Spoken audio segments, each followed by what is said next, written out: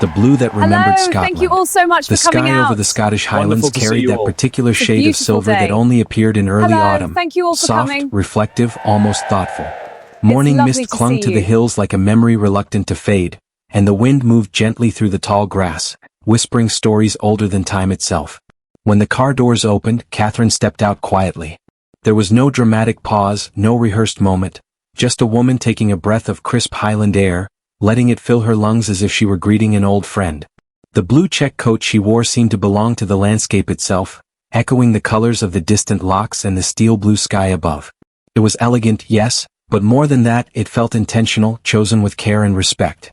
William emerged beside her, his expression softening the instant his feet touched Scottish soil. This place had shaped them both in ways few others ever could. Here, long before cameras and protocol, before titles and responsibilities, they had been simply two students learning who they were, and who they might become together. Catherine glanced toward the horizon, her breath visible in the cold air. Scotland had always spoken to her differently. Not loudly, not insistently, but steadily, as if it remembered her. Today's schedule was relentless. A rapid-fire tour, they called it. Multiple engagements. Tight timings. Little room for error. But Catherine had learned something important over the years. Impact was never measured in minutes. The village that waited. Their first stop was a small Highland village school. One of those places that didn't often make headlines but carried the quiet backbone of a nation. The stone building stood proudly against the hills, weathered but strong, its windows glowing with anticipation. Inside, children pressed their faces to the glass, whispering excitedly, bouncing on their toes. Outside, the headmistress smoothed her sleeves for the 5th time in as many minutes. "We're ready," she murmured, though her voice trembled. When Catherine and William passed through the school gates, the reaction was immediate and unfiltered. Cheers erupted, not the polite applause of formal crowds, but the spontaneous joy of children who had been counting down the days. One little girl stepped forward, clutching a bundle of purple heather almost too big for her arms. "My name's Emma," she said softly, eyes wide. "I picked these myself." Catherine knelt instantly, lowering herself until they were eye to eye. "These," she said with a warm smile, "are the most beautiful flowers I've ever received." Emma's face lit up like sunrise. That moment, unscripted, genuine, set the tone for everything that followed. Listening before leading. Inside the classrooms there were no speeches. No grand statements. Only listening. Catherine sat on the floor among the children, her coat spreading around her as they eagerly showed her drawings of deer, mountains, and stormy skies. One boy presented a crayon sketch of the visit itself, Catherine crowned with flowers, William holding a shepherd's staff. "That looks exactly right," Catherine laughed, and the room filled with giggles.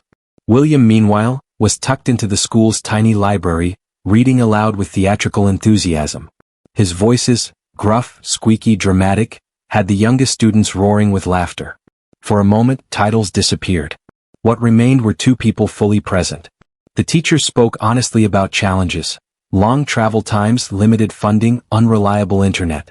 Catherine absorbed every word, asking thoughtful questions, making notes, not for show but for action. During lunch, shared at the same small tables as the children, Catherine praised the simple meal with genuine delight. "This tastes like care," she said, and the cook nearly cried. One girl's quiet strength. It was near the end of the visit that Catherine noticed her. Sarah. 12 years old. Quiet. Observant. Her teacher explained gently that Sarah wrote poetry, exceptional poetry. Despite caring for younger siblings at home. Despite worry etched far too early into her young life. When Catherine read one of Sarah's poems, she didn't speak right away. Instead, she handed it back carefully. "You see the world deeply," Catherine said. "Never stop writing what you notice." Sarah blinked, overwhelmed. Sometimes encouragement changes the course of a life, leaving something behind. As the car pulled away, the children ran alongside the fence, waving until the road curved out of sight. Catherine leaned back, holding the heather carefully. "The coat doesn't matter," she said quietly. William nodded. "The connection does." Outside, Scotland rolled on, ancient, resilient, alive. And the day was only beginning. Stone, memory, and the quiet weight of history. The city unfolded slowly as their convoy moved south, the Highlands giving way to winding roads and ancient stonework. Edinburgh rose ahead of them not as a skyline, but as a presence, solid, dignified, unhurried by time. Catherine watched from the window as rooftops clustered like stories stacked upon one another. This city did not rush to impress. It endured. And that endurance, she had learned, carried its own quiet power. As the car slowed near the Royal Mile, the wind sharpened. It tugged gently at her blue check coat, lifting the hem as if reminding her that Scotland never allowed visitors to forget where they stood. When she stepped out onto the cobblestones, the sound of history met her first, the echo of footsteps layered over centuries. Kings, queens, soldiers, merchants, dreamers. All had passed through here, each leaving something behind. The crowd had gathered quickly. Word traveled fast in Edinburgh. There were no barriers strong enough to hold back curiosity, pride, and affection. Catherine lifted her hand in a natural wave, her smile unforced, her eyes searching faces rather than cameras. She made eye contact, real contact, and people felt it. That was her gift. A conversation across generations. Near the front of the crowd stood an elderly woman wrapped in tartan, a small Scottish flag clasped firmly in her gloved hand. Her posture was straight, her expression resolute. Catherine noticed her immediately. Without hesitation she stepped closer. "What's your name?" Catherine asked gently.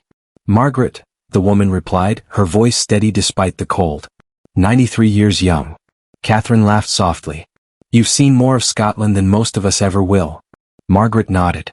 "I've seen queens come and go. But I've never missed a visit." She spoke of wartime Edinburgh, of rebuilding, of watching the city change while somehow remaining itself. Catherine listened, not politely, not briefly, but fully. In that moment, the future Princess of Wales and a woman who had lived nearly a century stood not as symbols, but as two people sharing memory. When Catherine finally moved on, Margaret wiped her eyes. "She listens," she whispered to no one in particular. "That matters." Edinburgh Castle, where silence speaks. The gates of Edinburgh Castle opened slowly, stone on stone, as if granting permission rather than access. The fortress loomed above them, vast and immovable, a reminder that power once meant walls thick enough to withstand siege. Inside, the air felt heavier, not oppressive but weighted with significance. Catherine walked with measured steps, her gaze attentive. She had learned that history revealed itself best when one approached with humility. They paused before the crown of Scotland. Gold, jewels, craftsmanship centuries old. But Catherine's focus was not on its brilliance, it was on what it represented. Leadership passed down not by choice but by duty. Authority earned through service, not spectacle. Nearby lay the stone of destiny. William studied it quietly, hands clasped behind his back. Neither spoke. They didn't need to. Some moments were meant to be felt, not narrated. The soldiers and the pony. In the castle courtyard, the Royal Regiment of Scotland stood in crisp formation, kilts swaying slightly in the wind. Faces proud, expressions disciplined, but eyes warm. Catherine moved down the line, speaking with families, asking names, remembering them. Then came Cruam. The Shetland pony, small, dignified, entirely unimpressed by ceremony, sniffed Catherine's gloved hand before nudging her pocket insistently. "Someone knows where the apples are," Catherine laughed, retrieving one she had thoughtfully brought. The soldiers smiled. Tension softened. Sometimes morale was built not with speeches, but with moments of shared humanity. One young mother, standing slightly apart, caught Catherine's attention. "My husband's deployed," she said quietly. "2 children. No family nearby." Catherine listened. "I won't pretend it's easy," Catherine replied. "But you're not invisible. Your strength matters." The woman nodded, blinking rapidly. Being seen, that was everything.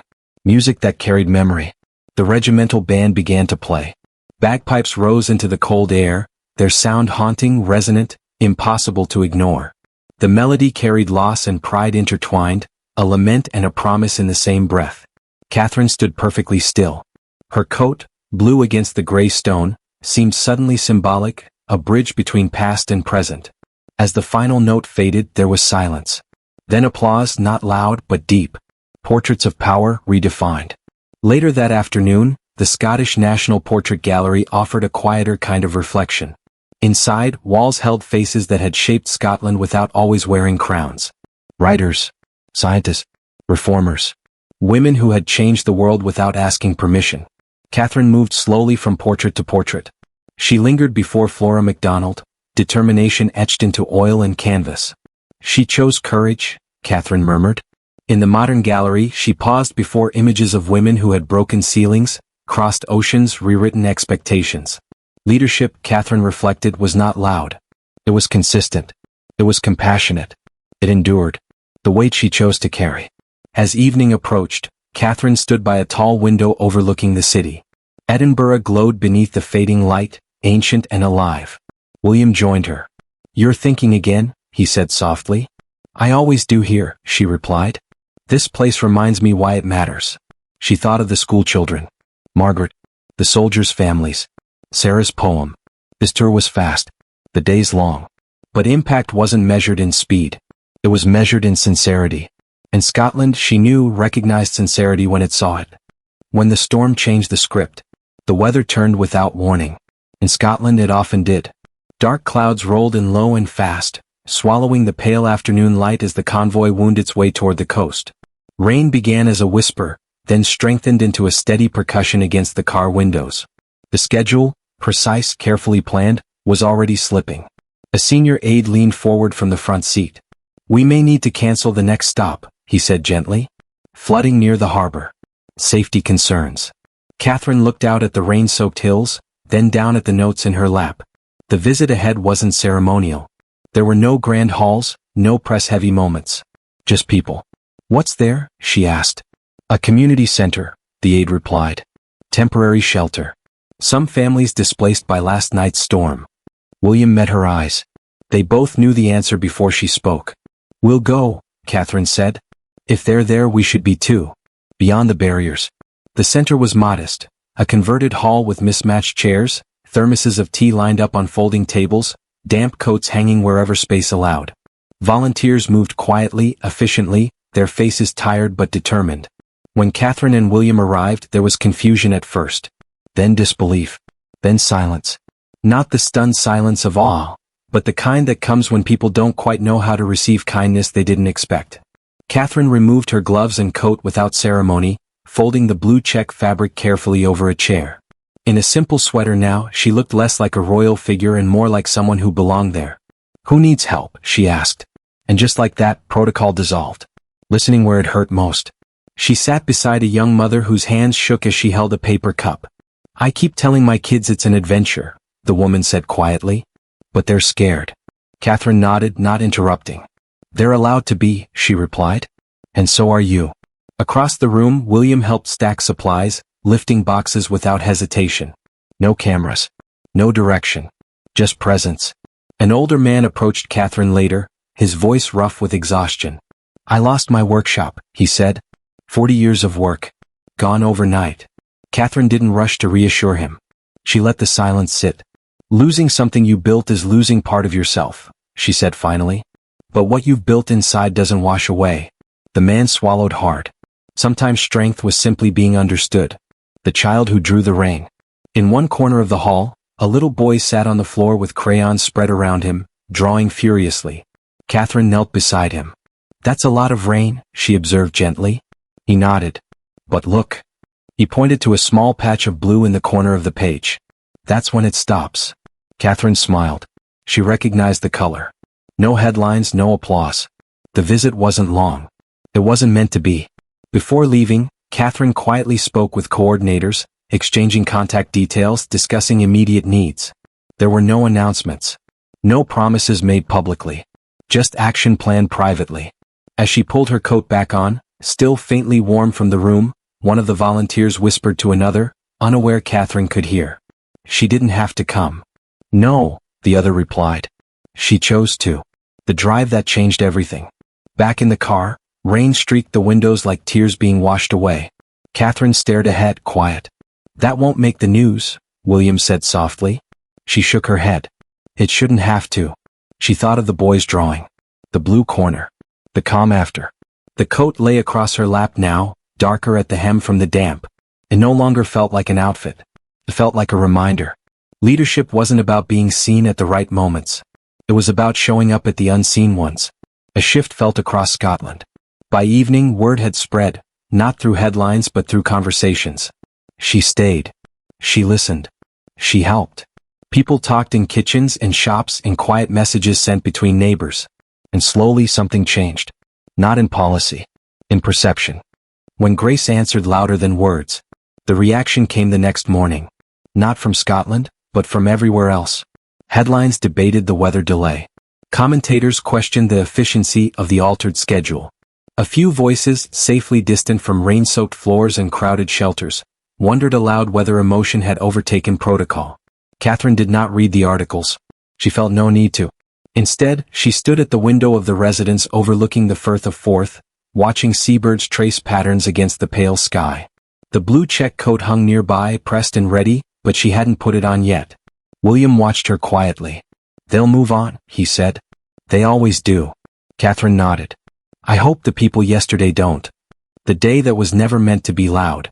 The next engagement had been planned months in advance. A women's resilience initiative housed in a renovated shipyard building along the coast. It wasn't glamorous. It wasn't trendy. But it mattered. Inside, the air smelled faintly of salt and fresh paint. Long tables were scattered with notebooks, fabric samples, laptops, evidence of ideas turning into livelihoods. Women stood when Catherine entered, unsure whether to applaud or simply greet her. Catherine solved the dilemma by walking straight toward them. "Please don't stop," she said warmly. "I want to see what you're building." And they did stop, but only for a moment. Then they began to talk. Stories that refused to be small. There was Fiona, who had rebuilt her business after losing her home to flooding years earlier. Aisha, who had started a coastal cleanup initiative that doubled as a job program for unemployed mothers. Morag, who spoke softly but carried the weight of survival in her eyes. Domestic abuse, isolation, rebuilding from nothing. Catherine didn't rush them. She pulled up a chair. At one point, she slipped her coat off again, draping it over the back of the chair, sleeves falling loose like she intended to stay a while. "People think strength looks a certain way," Morag said. "But sometimes it's just waking up and trying again." Catherine held her gaze. That kind of strength lasts longer. The moment that went viral without trying. It was unplanned. Unstaged. Someone, perhaps a volunteer, perhaps a visitor, took a photo from the doorway. Catherine sat cross-legged on the floor, laughing softly as a group of women shared stories, her blue coat resting nearby like an afterthought. No pose. No polish. Just presence. Within hours the image spread. Not with outrage. With recognition. Comments flooded in, not dissecting fashion or formality but meaning. "She looks like she belongs there." That's leadership. That's how change actually happens. The coat became a symbol, not of style but of showing up. Criticism met with silence. By afternoon, some commentators pivoted. They always did. Catherine still said nothing. She had learned long ago that dignity didn't need defending. Instead, she wrote notes by hand that evening. Quiet plans. Practical steps. Names she didn't want to forget. William glanced at the growing list. "You're turning this into something bigger," he observed.